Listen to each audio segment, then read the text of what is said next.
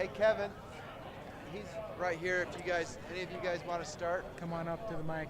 Yeah, just kind of stand right up by that Get mic. as close as you can to it. Okay.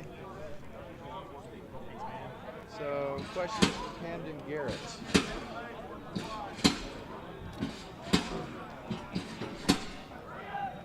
I'll just get my mic set up.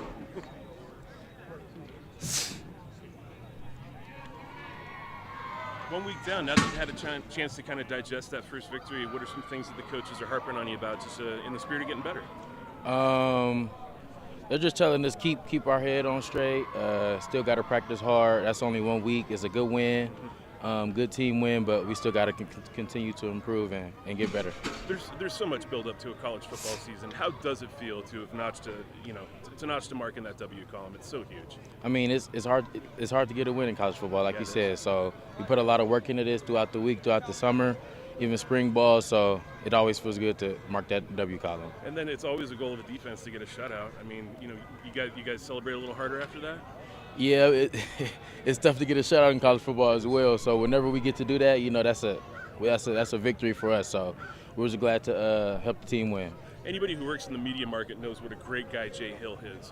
How has he affected you guys as a coach? And it seems like it's just been a seamless transition. Is he an easy guy to get on board with? Yeah, he brings the energy. He loves the game of football. He loves his players.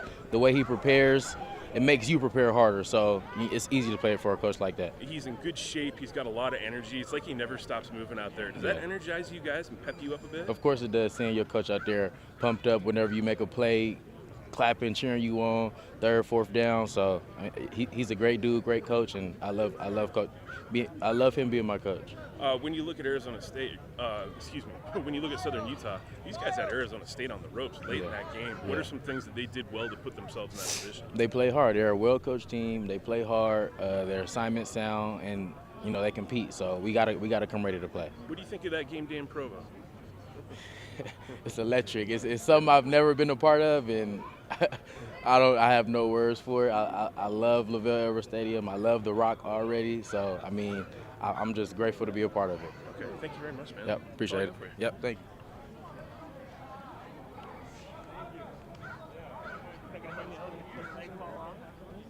No, it's feeling good today. Spokane's finest right here. Oh, Spokane. Come on, right up to the mic. That's my guy. there we go.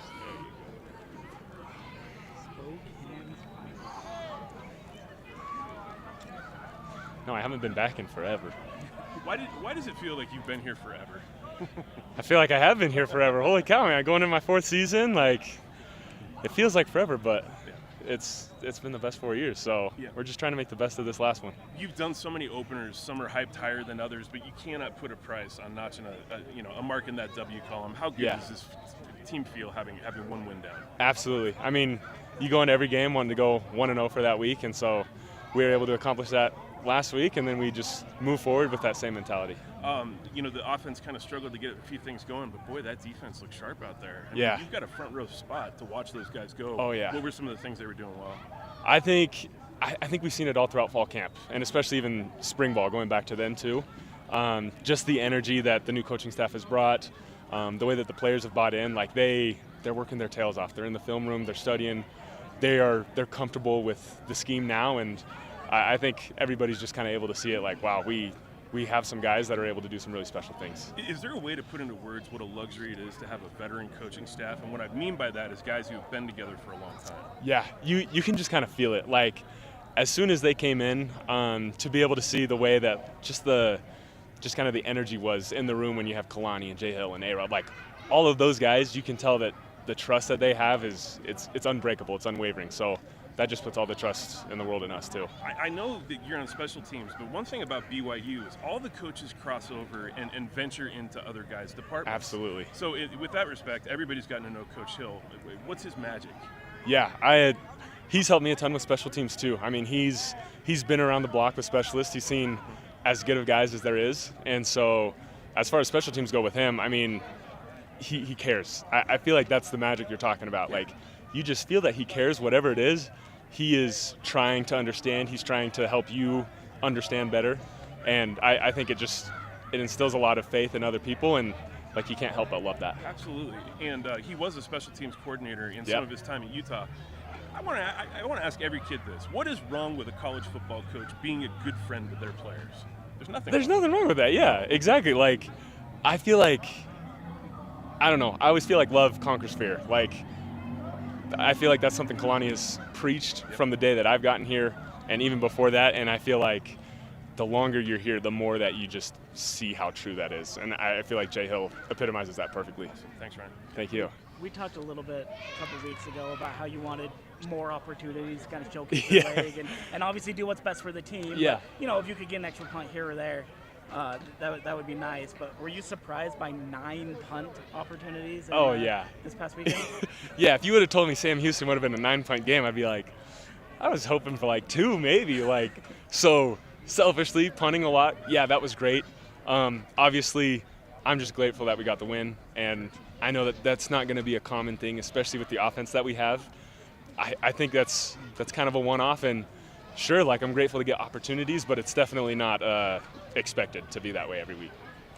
Coach Hill was talking about this a little bit yesterday on his radio show, his TV show, about the punter kind of being the first line of defense, like the first defender in a lot of ways, the way you can flip the field. Mm-hmm. Do you kind of buy into that mentality of, like, I'm a defensive player as much as I am a quote-unquote specialist? Yeah, I feel very responsible. Like, when the other team is starting with really good field position, I feel like that kind of falls on my shoulders. And so whatever I can do to set the defense up, I'm going to do the very best that I can. And so you definitely feel like we're attending all the defensive meetings. We're going to all that stuff as well. So you can't help but feel bought in and really want to contribute where you can. You guys unearthed a pretty nice little gunner in Marcus. Oh, yeah. Out there. Yeah. What was your view of his play on Saturday, and what's it mean having a guy like that who can just zoom down the field? Yeah, it's been kind of crazy because he wasn't, like, all through fall camp, he wasn't taking the reps. It was kind of, he started working his way in there towards the last couple of weeks, and then to see him ball out the way that he did in the game, like, the speed that he has, the energy, and, like, just the willingness to learn from Marcus is something that's, like, you can't help but smile about it. Like, I was freaking out on that hit that he had on one of those first couple punts. You're just like, okay, we got a guy out there. Like, I'm going to punt to his side a little bit more and see what he can do, for sure. Yeah, for sure. Sorry I got in late, but what was your phone like after all those booming punts? Did it blow up when you... A little. There were some friends that were, like, reaching out and stuff, and some people I'd met over the years, and yeah, it was fun to hear from them, for sure. You guys already asked him that? Is that... No. What's the farthest you've kicked the football? In a game it was 83 a couple of years ago, but in practice, shoot, I don't know. With the roll, it can go pretty far. You really haven't measured it? No, it's more about the consistency. Just, see how far you can do it consistently, and that's better than one really good one. How far can you hit a golf ball? Ooh, I think my longest is like 350, somewhere around 350. Yeah, this is the first time I really got to work on my golf game, so we'll see if we can push that here. It's the thin air, right? Exactly. Anything else, guys? Have you decided yet, is this going to be your last year? Is that, you technically have the COVID year, don't you? Yeah, we'll see how it goes, and I'm just enjoying every single moment like it's my last, and if it is, great. If it's not, I still got time. So it's really just one game at a time. Awesome. Thank you, guys. Thanks, Ryan. Appreciate it, man. Thanks, guys. Appreciate it. Sorry, guys. Let's go. No. He's a friendly kid. He didn't mind. Yo. Hi, Coach. Hi, guys. How are we? You talk to us more or the people at Weber State more when you were the head coach? I don't know. That's a good question. I don't know. There's a lot of build-up to a college football season. How good does it feel to get a win under the belt? Good. Yeah, they're too hard to come by. I don't care who you play or how it goes. Wins are too hard to come by. You take everyone you get, and everyone's going to be different. And, we win as a team, we lose as a team. I love where we're at as a team, and I think the future is crazy bright. There's like a Jay Hill cam on the broadcast. We saw you quite a bit on the sidelines. You've got higher energy as usual. What was the decision to stay on the field rather than maybe go up into the booth? Well, I think I have a better time or easier time making adjustments down on the sideline. I like to look the guys in the eyes and just see exactly where they're at. I like the emotion of the game and how the game's going and feeling. And I think sometimes that can affect the calls that I want to send in just based on how the guys are responding to what's going on. That's a good answer. To get a shutout must be just awesome, too. I know that's always the idea, but when it actually happens. Well, it was awesome, and it was great for the players. I loved the way they flew around. For a first game, the way they executed was awesome. That's about as good a tackling first game as I've seen, just very few missed tackles. Bottom line, I thought the players responded outstanding, and I thought the assistant coaches did a phenomenal job having their position groups ready to go. I'm sure you had an idea during spring ball and fall camp who you wanted your leaders to be. Now that you got to see them do their leadership thing on the sidelines, how do you feel about them? It's still developing, but a lot of the playmakers stepped up. You know, Eddie Heckard, Jacob Robinson, Tyler Batty, Ben Bywater, Max Tooley, those guys, I mean, and there's a lot of others, but those guys stood out, made plays, and I would consider those guys to be some of our best leaders because they're the ones that make plays in practice and in the games, and really lead by example. Every head coach does their game day differently. Sorry, Jay. You've coached alongside a lot of different guys. How do you like Kalani's game day? What does he do a little bit different? Well, I love Kalani, and the players love him. And he does a phenomenal job of just motivating the players, getting them excited to play. The guy knows his X's and O's. I mean, he's a phenomenal leader, and the guys rally behind him. So after the game, Jacob Robinson said, "Hey, I'd throw at me too. Look at me," I think was his quote. Is he undersized for a Division I corner, or is he about the right? No, and I hope they keep throwing at him because they'll keep seeing similar results. Jacob Robinson can play, and he's got great ball skills. He's got great feet. He's going to be a really good player throughout the rest of this year, and you know we're lucky to have him. Are we going to see that nickel package a lot with Camden, Eddie, and Jacob? No, I think it depends on what opponents are trying to do to attack us, but the more people try to spread us out, the more nickel that we're going to be. And the way those guys continue to play, I mean, it's hard to take them off the field. They've been so successful. Was Eddie a nickel for you at Yes. Weaver? Yeah. Okay, so And as good as one as I've coached some really, really great ones. Eddie Heckard's an elite nickel when he moves inside, and then obviously when we're in our 4-3 package, he moves outside. But he really has a phenomenal feel for that inside corner spot. What makes him such a, like he was an FCS All-American, what makes him such a perfect fit in your scheme? Well, he's physical, super instinctive. He's got ball skills. He's got a competitive nature about him that he just hates to lose, doesn't get beaten as a consequence. He knows how to stay on top. He knows how to stay in good position as a corner. You know, really, that's what it's all about. If you can stay in a great position as a corner, not let guys stack you or get on top, then you're going to have a chance to be successful, and he's really good at that. Do you feel pretty content with the starting 11 and we're going to run that back the same this week against SUU? Well, I don't know if content's a good word for me. I'm never content. We're always looking to get better. We're always looking to, you know, improve in different areas. We still have a long ways we can go with the scheme. We have a long ways we can go with just overall execution.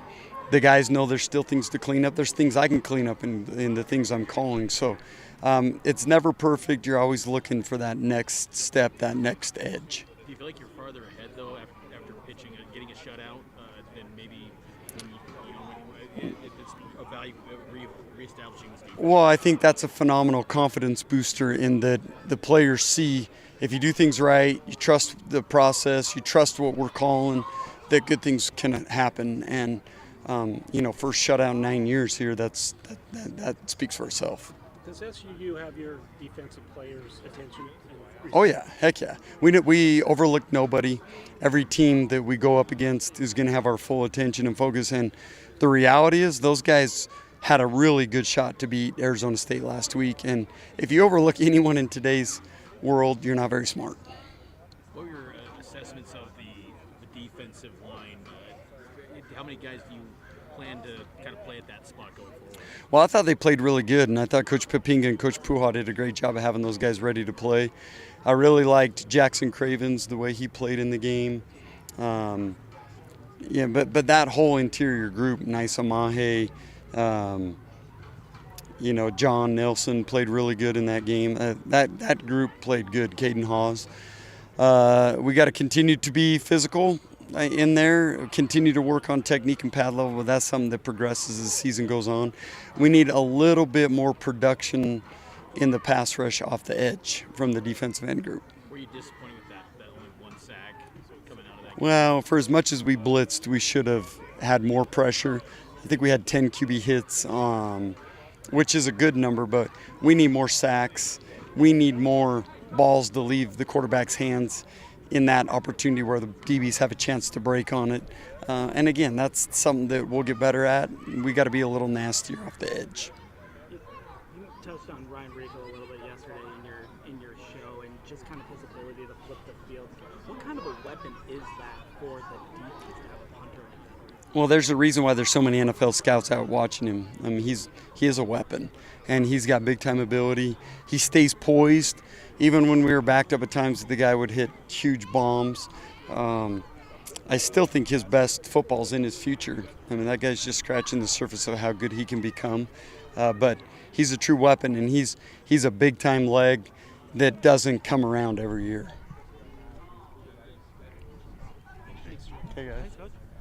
All right.